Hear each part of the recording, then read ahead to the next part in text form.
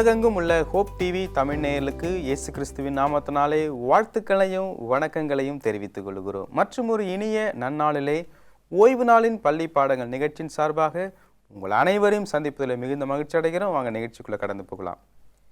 இதனால் விசேஷமாய் பொதுக கெர்ஷும் பொதுக சார்ல்ஸ் இருப்பதை குறித்து மிகுந்த மகிழ்ச்சி. உங்கள் இருவரையும் நிகழ்ச்சிக்குள்ளாக நான் வரவேற்றுக் கொள்கிறேன். அருமையான ஓய்வு நாள் பள்ளி பாடத்தை படிக்க இருக்கிறோம். ஃபர்ஸ்ட் கெர்ஷும் துவக்கி வைங்க. தேவனுடைய பெரிதான கிருபையினாலே இந்த 2025 ஆண்டின் 2ஆம் காலாண்டு பாடங்களை படிப்பதற்கு ஆண்டவர் நமக்கு கிருபை செய்திருக்கிறார். இந்த காலாண்டு பாடத்தின் தலைப்பு மறைமுக குறிப்புகள், உருவகங்கள், அடையாளங்கள். இதோடைய பெரிதான கிருபையினாலே கடைசி பாடத்திலே நம்ம அடியெடுத்து வைத்திருக்கிறோம். பாடம் 13. பாடத்தின் தலைப்பு முடிவு காலத்தின் உருவகங்கள். மனப்பாட வசனம் யோனா 1ஆம் அதிகாரம் 9ஆம் வசனம். அதற்கு அவன், நான் எபிரேயன், சமுத்திரத்தையும் பூமியையும் உண்டாக்கின பரலோகத்தின் தேவனாகிய கர்த்தரிடத்தில் பயபக்தி உள்ளவன் என்றான். சார்ல்ஸ், இந்த பாடத்துக்கான ஒரு அறிமுகம். யோனாவின் புத்தகத்திலிருந்து ஆண்டவர் ஒரு மேன்மையான ஆவிக்குரிய பாடத்தை நமக்கு வைத்திருக்கிறார். அதில் குறிப்பாக இதை கடைசி கால கண்ணோட்டத்திலே கடைசியாக நடக்கப் போகும் சம்பவங்களுக்கு ஒப்பிட்டு இதை படிக்க போகிறோம். யோனாவை ஆண்டவர் அனுப்பின போது இதோ இவர் வல்லமையாக பிரசங்கிக்கிறதற்கு முன்பாக இவர் ஆண்டவரை விட்டு தூர ஓடி போகிறதற்கு அவர் தீர்மானித்தார், போனார். ஆனால் ஆண்டவர் மறுபடியுமாக அவரை ஒரு மீன் மூலமாக அடையாளமாக கட்டளையிட்டு நினிவேவுக்கு கொண்டு வந்தார் என்று பார்க்கிறோம். நினிவேவிலே சம்பவித்ததையும் நாம் அறிந்திருக்கிறோம். அந்த பட்டணம் காக்கப்படுகிறதற்கு ஏதுவான ஒரு வல்லமையான ஊழியத்தை இந்த யோனா தீர்க்கதரிசி செய்தார். அநேக ஜனங்கள் ரட்சிக்கப்பட்டார்கள். அதிலையும் ராஜா துவங்கி சாதாரண மனிதர்கள் கூட சுவிசேஷத்தை ஏற்றுக்கொண்டார்கள் என்று பார்க்கிறோம். ஆனால் அதனுடைய முடிவு என்ன என்று பார்க்கும்பொழுது பிற்பாடு இதோ பாபிலோன் விழுந்து போகிறதற்கு ஏதுவாகவும் கோரேசை ஆண்டவர் எழுப்பி இஸ்ரவேல் ஜனங்களை ரட்சிக்கிறதற்கு ஏதுவாக ஆண்டவர் பிற்பாடு செயல்பட்டார் என்பதை நாம் பாடத்திலிருந்து அறிந்து கொள்ள போகிறோம். யோனா புத்தகம் ஒரு விசேஷமான ஒரு புத்தகம், இன்ட்ரெஸ்டிங்கான ஒரு கேரக்டர். ஆனால் யோனாவுக்கு ஒரு பேர் கொடுக்குறாங்க. யோனா ஏன் தயங்கிய தீர்க்கதரிசி என்று இன்று வரை அழைக்கப்படுகிறார். யோனா புத்தகத்தை நம்ம படிக்கும் பொழுது ஆண்டவர் நீ நினிவேக்கு போ அப்படின்னு சொன்ன மாத்திரத்தில் அவர் எங்கே போனாருன்னா தர்ஷீஸ்க்கு போனார். தயங்கினதுக்கு காரணம் என்னவென்று சொன்னால் ஒரு 2 காரணத்தை நாம் பார்க்கலாம். முதலாவது, நினிவே பட்டணம், இதை குறித்து நம்ம கொஞ்சம் ஆராய்ச்சி செய்தோம் என்று சொன்னால் நினிவே அசீரியாவின் தலைநகரமாய் பார்க்கப்படுகிறது. அசீரிய தேசத்தை குறித்து இஸ்ரவேலின் வரலாற்றில் நாம் பார்த்துருக்குறோம். they are known for cruelty அப்படின்னு ஆங்கிலத்தில் ஒரு காரியம் சொல்லுவாங்க. மிகவும் கொடூரமானவர்கள். நாகூம் புஸ்தகம் இவர்களை பற்றி எழுதப்பட்டிருக்கிறது. தீர்க்கதரிசி எழுதியிருக்கிறார். அதில் 3ஆம் அதிகாரம் 1ஆம் வசனத்தை வாசித்தோம் என்று சொன்னால், இரத்த பழிகளின் நகரத்திற்கு ஐயோ, அது வஞ்சகத்தினாலும் கொடுமையினாலும் நிறைந்திருக்கிறது. ஒரு கொடுமை நிறைந்த ஒரு ஆட்சி செய்தவர்கள். அவர்கள் எங்கெல்லாம் போய் அங்கே ஆளுகை செய்தார்களோ அங்கே இருக்கக்கூடிய நபர்களை அடிமையாக்கி மிகவும் கொடுங்கோல் தண்டனை கொடுத்தார்கள். அப்போது முதலாவது தயக்கம், அப்படிப்பட்ட இடத்திற்கு நான் ஏன் செல்ல வேண்டும்? ஒரு பயம் இருந்திருக்கலாம். 2வது தயக்கம் என்ன அப்படின்னு சொன்னால், 4ஆம் அதிகாரம் 2ஆம் வசனத்தை வாசிக்கும் பொழுது யோனா கர்த்தரை நோக்கி விண்ணப்பம் பண்ணி, கர்த்தாவே, நான் என் தேசத்தில் இருக்கும் போதே நான் இதை சொல்லவில்லையா? இதன் நிமித்தம் நான் முன்னமே தர்ஷீஸ்க்கு நான் ஓடி போனேன். நீர் இரக்கமும் மன ஒருக்கமும் நீடிய சாந்தமும் உள்ள தெய்வம். போனால் என்ன செஞ்சிருவார் ஆண்டவர்? மனம் திரும்பி அவர்கள் என்ன செஞ்சிருவார்? அழிக்காமல் விட்டுருவார். யோனாவுக்கு நினிவே மனம் திரும்புதல் அவருக்கு ஒரு பிடித்த காரியமாக நம்மளுக்கு தெரியல. அதனால் ஒரு தயக்கத்தின் நிமித்தமாக அவர் என்ன செய்யலை, நினிவேக்கு போவதுக்கு பதிலாக தர்ஷீஸ்க்கு போனதை நாம் பார்க்க முடிகிறது. நாங்களாம் இந்த சபைக்காக ரொம்ப பெருசாக பண்ணோம், இவெல்லாம் இன்னைக்கு உட்காந்துட்டு பண்ணுறானேன்னு சொல்லி செரிக்காது நமக்கு அப்படின்னு சொல்லி பயங்கர கோபத்தோடு இருந்ததால் யோனாவுக்கும் பிடிக்கல போல, அப்படி மாற. சரி, இப்போ இயேசுக்கிட்ட வருவோம். இயேசு யோனாவை எப்படி, எப்பொழுது, எதற்கு மேற்கோள் காட்டினார்?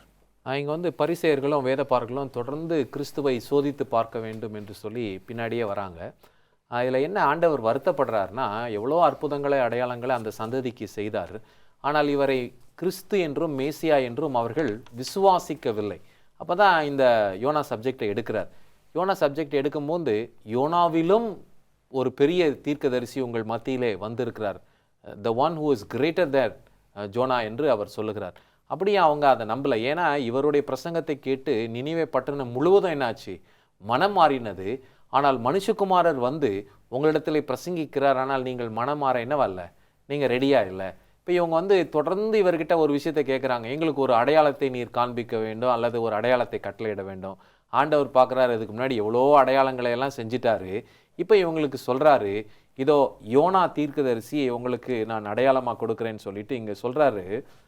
40வது வாக்கியத்தில், யோனா இரவும் பகலும் 3 நாள் ஒரு பெரிய மீனின் வயிற்றில் இருந்தது போல மனுஷகுமாரரும் இரவும் பகலும் 3 நாள் பூமியின் இருதயத்தில் இருப்பார். இதை நிறைய பேர் என்ன பண்ணுவாங்கன்னா 3 இரவு 3 பகல் என்று கணக்கு போடுவாங்க. அதாவது 72 hours டைம் பீரியட். அப்படி ஒரு துல்லிய கணக்கை ஆண்டவர் இங்கு சொல்லவில்லை. இரவு பகல் என்று சொல்லும்போது அதில் 3 நாள் சம்பந்தப்பட்டிருக்கிறது என்பதை இங்கு காண்பிக்கிறார்.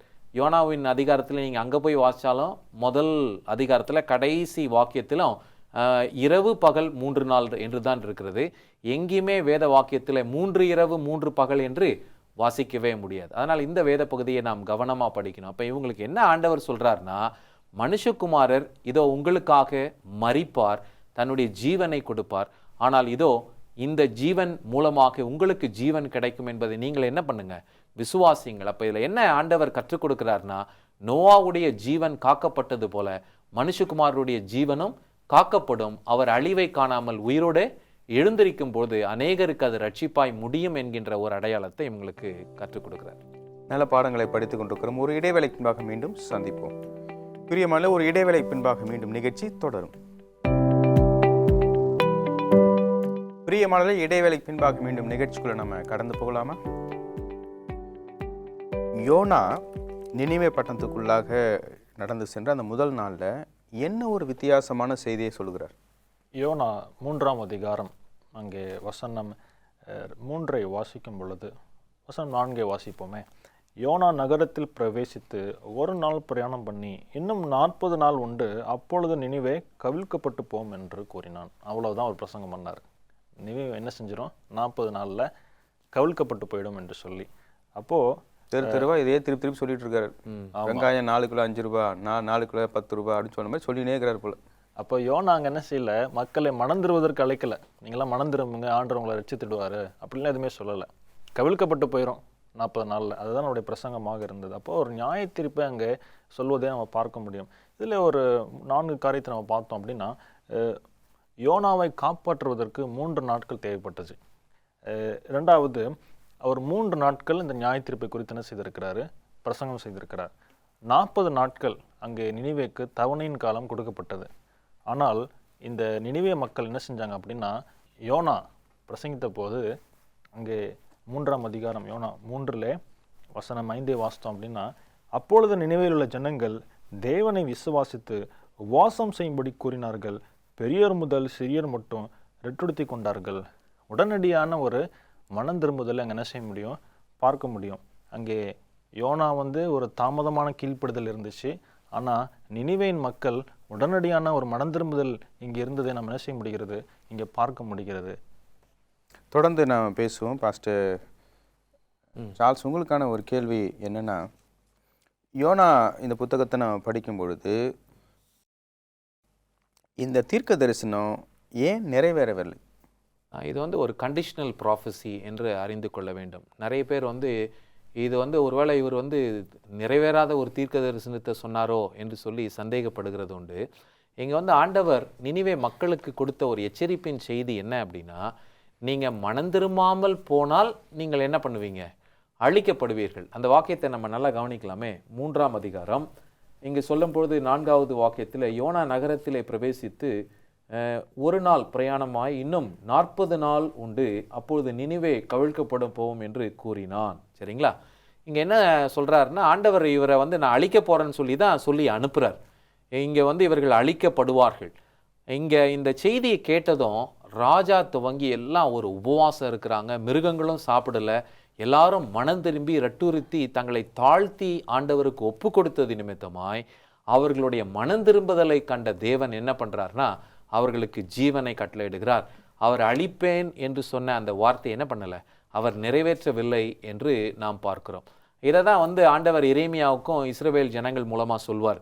நான் ஒரு ஜனத்தை பார்த்து நான் கட்டுவேன் என்றும் நான் நாட்டுவேன் என்றும் சொல்லி இருந்தோம், அந்த ஜனம் எனக்கு கீழ்ப்படியாமல் போனால் அவர்களை நான் அழிப்பேன் என்று சொல்லுகிறார். ஆனால் அதே ஒரு ஜாதியை பார்த்து நான் அழிப்பேன் என்றும் நீங்கள் அழிவீர்கள் என்று சொல்லியிருந்தோம். அவர்கள் என் சொல்லுக்கு பயந்து அவர்கள் என்னுடைய விதிகளிலே நடப்பார்கள் என்றால் நான் அவர்களுக்கு செய்ய நினைத்த தீமையிலிருந்து நான் என்ன பண்ணுவேன், நான் திரும்புவேன் என்று சொல்லுகிறார். அப்படின்னா இது எல்லாமே ஒரு கண்டிஷனல் ப்ராஃபஸி. நம்ம எப்படி ஆண்டவருடைய வார்த்தையை ஏற்றுக்கொள்ளுகிறோம் என்பதை பொறுத்து தான். இன்றைக்கி நிறைய பேர் என்ன நினைப்பாங்கன்னா, பாஸ்டர் வந்தார் நியூ இயரில் நமக்கு ஆசீர்வாதம் அப்படின்னு பிரசங்கம் பண்ணிட்டு போயிட்டாரு, அதனால் இந்த வருஷம் ஃபுல்லாக நமக்கு என்னவா தான் இருக்க போகுது, ஆசீர்வாதமாக இருக்க போகிறது என்று நம்புகிறார்கள். ஆசீர்வாதமாக இருக்க வேண்டுமே என்றால் தேவனுக்கு கீழ்ப்படிய வேண்டும். சில நேரத்தில் நியூ இயர்லேயே ஒரு பாஸ்டர் எச்சரிப்பான செய்தியை கொடுத்துட்டாருன்னா, என்ன இவர் எச்சரிப்பை கொடுத்துட்டாரு அப்படின்னு வருத்தப்படுகிறவர்கள் உண்டு. அப்படி அல்ல, தேவனுக்கு நாம் செவி கொடுத்து கீழ்ப்படுகிறதை பொறுத்து தான் ஆண்டவர் சொல்ல நினைத்ததும் செய்ய நினைத்ததும் நிறைவேறும் என்பதை நாம் பார்க்கிறோம். மறுபடியும் ஆசிரியருடைய புத்தகத்தை நம்ம வரப்போகிறோம். பெல்ஷாசர் அவர் செய்த மாபெரும் விருந்து என்ன, அந்த விருந்தினுடைய முடிவு எப்படி இருந்துச்சு? அங்கே நேபுகாட் நேசர், அதாவது இப்போ நம்ம நினிவே குறித்து படிச்சுட்டு வந்தோம். நினிவேயை அங்கே என்ன செய்தார் அப்படின்னா, நேபுகாட் நேசருடைய தகப்பன் நெபோபொலாஸ் என்ன செஞ்சார், மேற்கொண்டு தன் ராஜ்யத்தை ஸ்திரப்படுத்தினார். பாபிலோன் சாம்ராஜ்யம் நேபுகாட் நேசரின் காலகட்டத்தில் ஒரு வளமான சாம்ராஜ்யமாக, ஒரு வளமையான சாம்ராஜ்யமாக உருவெடுத்தது. அப்போது அவரை குறித்து அநேகம் படிச்சிருக்கிறோம். 4ஆம் அதிகாரம் தானியேலிலே அவர் எப்படி ஆண்டவரை நம்பி ஒரு நல்ல ஒரு மரணத்தை அவர் கண்டார் என்பதை நம்ம அறிந்திருக்கிறோம். இதற்கு பின்பு யார் வருகிறார் என்று சொன்னால், பெல்ஷாசார் என்கிற ஒரு ராஜா வருகிறான். அவன் இதெல்லாம் மறந்துட்டு என்ன செய்கிறான் அப்படின்னா, எருசலேம் தேவாலயத்தில் கொண்டு வந்த பொற்பாத்திரங்களில் அங்கே மதுபானத்தை ஊற்றி அவனும் அவனுடைய எல்லா மந்திரிமார்களும் என்ன செய்கிறாங்க, குடிக்கிறாங்க. அப்போ என்ன நடக்குதுன்னு சொல்லி பார்க்கும் பொழுது, அங்கே வசனம் தானியேல் 5:5 அந்நேரத்திலே மனுஷ கைவிரல் தோன்றி விளக்குக்கு எதிராக ராஜ அரண்மனையின் சாந்து பூசப்பட்ட சுவரில் எழுதிற்று. எழுதின அந்த கையிருப்பை ராஜா கண்டான். அப்போது இதை கண்ட மாத்திரத்திலே அவனுக்கு அங்கே நடுங்கி விடுகிறது. அப்போது இது யார் விளக்குறது என்று சொல்லி கேட்ட மாத்திரத்திலே தானியேல் அங்கே வருகிறார், அழைத்து வருகிறார். இப்போ தானியேல் என்ன செய்யறதுக்கான விளக்கத்தை கொடுக்கிறார். அப்போ நீ உடைய தகப்பனிடத்திலிருந்து என்ன செய்திருக்க வேண்டும், பாடத்தை கற்றுக்கொண்டிருக்க வேண்டும். தேவாதி தேவன் ஒரு இருக்கிறார் என்று சொல்லி, ஆனால் நீ மறந்திருந்தாலும் என்ன செய்திருக்கிற, தேவனுக்கு விரோதமான காரியங்கள் செய்தனாலே ஆண்டவர் உன்னுடைய ராஜ்யத்தை மட்டிட்டு தராசில் நிறுத்தி நீ குறைவாய் காணப்பட்டனாலே அதை மேத பெர்ஷிய ராஜ்யத்துக்கு கொடுத்தார் என்கிற ஒரு விளக்கத்தை அங்கே கொடுக்கறதை நாம் பார்க்க முடியும். அந்த ராத்திரியிலே பாபிலோன் சாம்ராஜ்யம் விழுந்து போவதையும் நாம் அங்கே பார்க்க முடிகிறது. இப்போ அதை தொடர்ந்து நம்ம படிக்கும் பொழுது, இந்த சம்பவத்தில் தானியேல் 5ஆம் அதிகாரம் நடந்த சம்பவத்திலிருந்து நாம் என்ன ஆவிக்குரிய பாடங்களை படித்துக்கொள்ள முடியும்? பெல்ஷாசருடைய விழுகைக்கு காரணம் என்ன? இதில் ஒரு மகத்தான ஆவிக்குரிய பாடத்தை ஆண்டவர் உள்ளடக்கி இருக்கிறார். கோரேஸ் வெளியிலேருந்து இந்த தேசத்தை படித்தாராம்.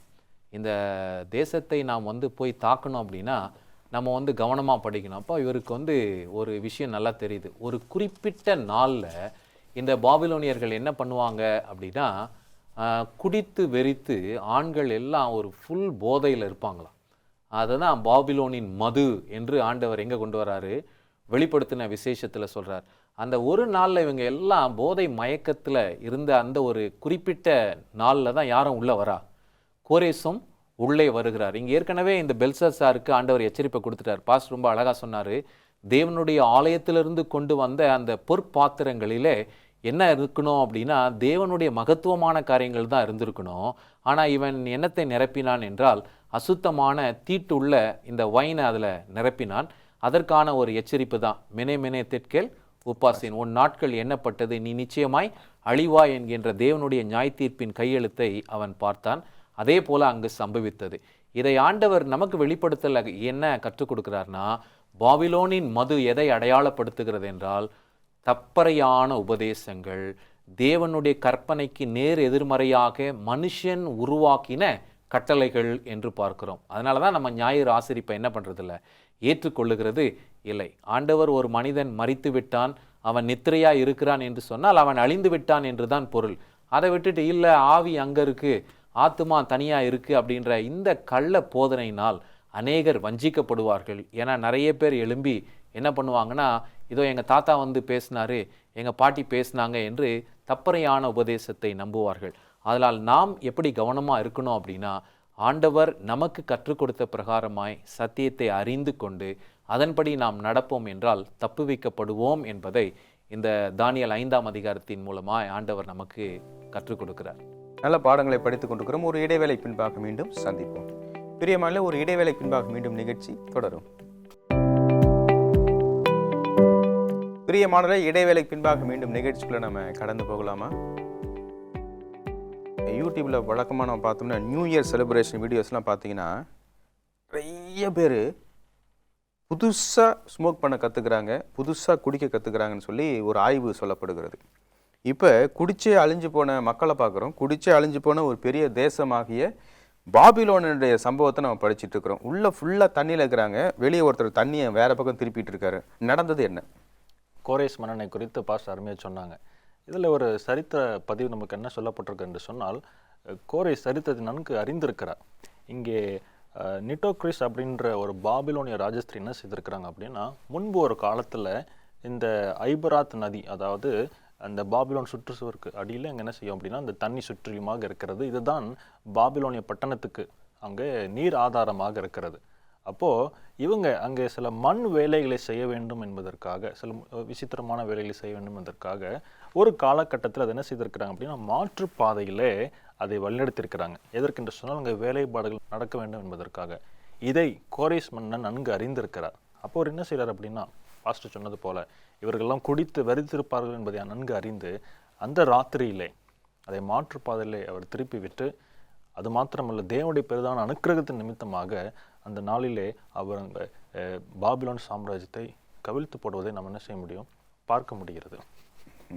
தொடர்ந்து நாம் பேசுவோம். வெளிப்படுத்தல் புத்தகத்தில் சொல்லப்பட்ட வாதைகளுக்கும் பாபிலோன் விழுகைக்கும் என்ன ஒற்றுமை உள்ளது பாஸ்டர் சார்ல்ஸ்? ஆண்டவர் வந்து முன்னமே எல்லாத்தையும் ப்ரிடிக்ட் பண்ணுறார். அதான் இங்கே மெயின் திங். இப்போ நீங்கள் பார்த்தீங்கன்னா புக் ஆஃப் டேனியலில் ஃபஸ்ட் சாப்டரே எடுத்திங்கன்னா, இது வந்து இஸ்ரவேல் ஜனங்கள் பாபிலோனுக்கு போனது ஒரு ஆக்சிடென்ட் கிடையாது, ஏதோ எதிர்பாராத விதமாக நடந்தது கிடையாது. ஆண்டவர் துல்லியமாக சொல்கிறார், நீங்கள் எனக்கு கீழ்ப்படியலைன்னா 70 வருஷம் எங்கே போவீங்க?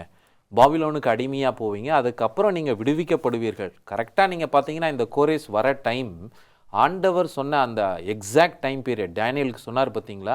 70 வருஷங்கள் செல்லும். எரேமியாவுக்கும் அதை சொன்னார், ஏசியாவும் கொண்டு சொல்கிறாரு. ஆனால் இடையில வந்து கள்ள தீர்க்கதரிசிகள்லாம் சொன்னாங்க, இல்லை 3 வருஷம் தான் இருப்பீங்க, 1 வருஷம் தான் இருப்பீங்க, மறுபடியும் எங்கே வந்துடுவீங்க அப்படின்னு சொன்னாங்க. அவர்கள் எல்லாம் அழிந்து போய்விட்டார்கள். அவர்கள் சமாதானத்தின் செய்தியை சொன்னாங்க. ஆனால் உண்மையாக எச்சரிப்பை சொல்லி ஆண்டுடைய வார்த்தையை உண்மையாய் சொன்ன எரேமியா போன்ற தீர்க்கதரிசிகளை தண்ணீர் இல்லாத எதில் போட்டாங்க? கிணற்றிலே போட்டு அவரை வந்து உபத்திரவப்படுத்தினார்கள் என்று பார்க்கிறோம். ஆனால் அப்படிப்பட்டவர்களை ஆண்டவர் விடுவித்தார், காத்தார். இவங்களெல்லாம் அடிமையாக கொண்டு போகத்தக்கதாக நேபுகாத் நேச்சர் வந்தபோது எரேமியாவை என்ன பண்ணுறாரு? ஃப்ரீயாக விடுறார். நீ வரணுன்னா என் கூட வரலாம், இல்லைனா நீ இங்கேயே இருக்கலான்னதும் அவர் வந்து அந்த தேசத்திலே இருந்தார் என்று நாம் பார்க்கிறோம். அப்படி என்றால் தேவனுக்கு கீழ்ப்படுகிற பிள்ளைகளை ஆண்டவர் கவனித்து பார்க்கிறார், அவர்களை முத்திரை போடுகிறார், அவர்களை விடுவிக்கிறார் என்பதை நாம் பார்க்கிறோம். வெளிப்படுத்தின விசேஷத்திலே ஆண்டவர் அதை தான் நமக்கு கற்றுக் கொடுக்கிறார். தேவனுக்கு கீழ்ப்படியும் பொழுது, தேவனுடைய முத்திரை நம்மேல் இருக்கும் பொழுது வாதைகள் நம்மை ஒன்றும் செய்யாது. ஆனால் முத்திரை இல்லாதவர்களை 7 வாதைகள் அவர்களை கொன்று போடும் என்பதை வெளிப்படுத்தின விசேஷத்தில் இருந்தும் ஆண்டவர் நமக்கு கற்றுக் கொடுக்கிறார். கோரேஸை பற்றி நாம் படிக்கும் பொழுது தேவனால் அபிஷேகம் பண்ணப்பட்டவர் என்று சொல்லி சொல்லப்படுகிறது. இதிலிருந்து நமக்கு என்ன பாடம் இருக்கிறது? கோரேஸ் மன்னன் இவர் யார் என்று சொல்லி நம்ம படித்து கொண்டு இருக்கிறோம். அங்கே பாபிலோன் சாம்ராஜ்யத்தை அங்கே கவிழ்த்து போட்ட ஒரு நபராக நாம் பார்க்கப்படுகிறது. இங்கே கோரேஸ் மன்னனை குறித்து தீர்க்க தரிசனமாக ஏசாயா புத்தகத்திலே 45ஆம் அதிகாரம் 1ஆம் வசனத்தை வாசிக்கும் பொழுது, கர்த்தராகிய நான் அபிஷேகம் பண்ணின கோரேஸ் என்று சொல்லி அவருக்கு அங்கே அழைக்கிறதை நாம் பார்க்க முடியும். கோரேஸ் யார் என்று சொன்னால் கிறிஸ்துவின் முன் அடையாளமான ஒரு புருஷனாக இருக்கிறான் என்று நாம் பார்க்கிறோம். எப்படி என்று சொல்லி பார்க்கும் பொழுது, முதலாவது காரியம், கோரேஸ் மன்னன் கிழக்கிலிருந்து வந்து அங்கே பாபிலோனை மேற்கொண்டு அங்கே இஸ்ரவேல் மக்கள் 70 ஆண்டு காலம் அந்த சிறைப்பிடிப்பில் இருந்து அவர்கள் விடுதலை செய்து தன்னுடைய தேசத்துக்கு செல்வதற்கு அவன் துணை புரிகிறான் என்பதை நாம் பார்க்கிறோம். இதை குறித்த தீர்க்க தரிசனமாக ஏசாயா 41:2 வாசிக்கும் பொழுது, கிழக்கிலிருந்து நீதிமானை எழுப்பி தமது பாதபடியில் வரவழைத்தவர் யார்? அப்போ கிழக்கிலிருந்து வரக்கூடியவர் யார் என்று சொன்னால் அது கோரேஸ் மன்னனை குறிப்பிடுகிறதாக இருக்கிறது. இன்னொரு வசனம் ஏசாயா 46:11, உராய்ஞ்சுகிற ஒரு பட்சியை கிழக்கிலிருந்து என் ஆலோசனையில் நிறைவேற்றும் மனுஷனை தூர தேசத்திலிருந்தும் வரவழைக்கிறவராக இருக்கிறேன் என்று சொல்லி அங்கே சொல்வதை நாம் பார்க்க முடியும். இரண்டாவது காரியம், கிறிஸ்து எப்படி இந்த கோரேஸ் கிழக்கிலிருந்து வந்தாரோ, ஆண்டவராக இயேசு கிறிஸ்து கிழக்கிலிருந்து தோன்றி அங்கே தன்னுடைய ஜனமாகிய மீதமான கூட்டத்தை என்ன செய்கிறார் அப்படின்னா, இந்த உலகம் என்று பாபிலோன், ஆவிக்குரிய பாபிலோன் இருந்து மீட்டு கொண்டு அந்த புதிய எருசலேமுக்கு அழைத்து செல்வதை நாம் பார்க்க முடியும். இப்படியாக கோரேஸ் மன்னன் அங்கே ஒரு அபிஷேகம் பண்ணப்பட்டவனாகவும் கிறிஸ்துவுக்கு முன்னடையாளமாக இருக்கிறதை நாம் பார்க்க முடிகிறது. ஆண்டவர் சொன்ன தீர்க்க தரிசனத்தை நிறைவேற்ற யாரை கொண்டும் யாரை அபிஷேகித்தும் தன்னுடைய சித்தத்தை நிறைவேற்றுவான்னு சொல்லி பார்க்குறோம். கடைசி காலத்தில் வாழ்ந்து கொண்டுற நமக்கு அது என்ன ஒரு எதிர்பார்ப்பையும் என்ன ஒரு நம்பிக்கையும் கொடுக்கிறது? முந்தினோர் பிந்தினோராயும் பிந்தினோர் முந்தினோராயும் என்று சொல்லுகிறது கிறிஸ்துவின் வார்த்தையாக இருக்கிறது. ஒரு சிலர் நாங்கள் சத்தியத்திலேயே இருக்கிறோம், இதிலேயே நாங்கள் பிறந்து வளர்ந்து இருக்கிறோம் என்று நினைக்கிறவர்கள் விழுந்து போகிறதற்கு ஏதுவான அபாயம் இருக்கிறது.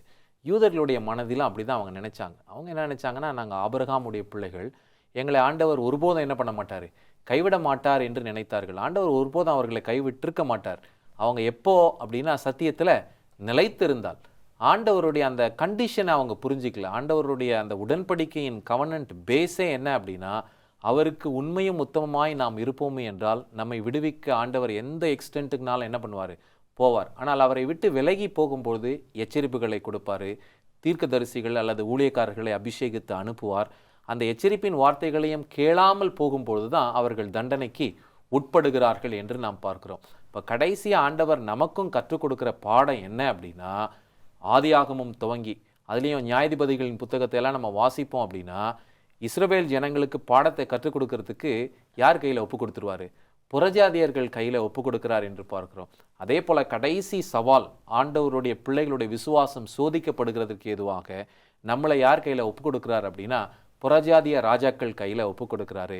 ஆனாலும் தேவன் என்ன செய்கிறார் என்றால், அவருடைய பிள்ளைகளை விடுவிக்கிறதற்கு ஏதுவாக நம்மை சிட்சித்து நம்மை மீட்கிறார் என்பதற்கு இந்த 70 வருஷம் பாபிலோனிலே போன இஸ்ரவேல் ஜனங்களுடைய வாழ்க்கை அடையாளமாக இருக்கிறது. போன வார பாடத்தில் கூட அதான் படித்தோம் இல்லைங்களா?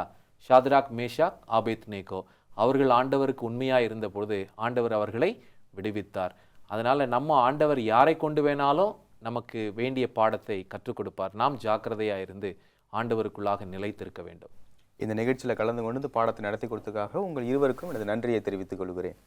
பிரியமானவர்களே, தேவன் உங்கள் அனைவரையும் ஆசீர்வதிப்பாராக. தீர்க்க தரிசனம் உரைக்கப்பட்டது நிச்சயமாய் நிறைவேறும். ஆண்டவர் சீக்கிரமாய் வரப்போகிறார். ஆயத்தமாகவும் மற்றவர்களையும் ஆயத்தப்படுத்துவோம். தேவன் உங்கள் அனைவரையும் ஆசீர்வதிப்பாராக. ஆமென்.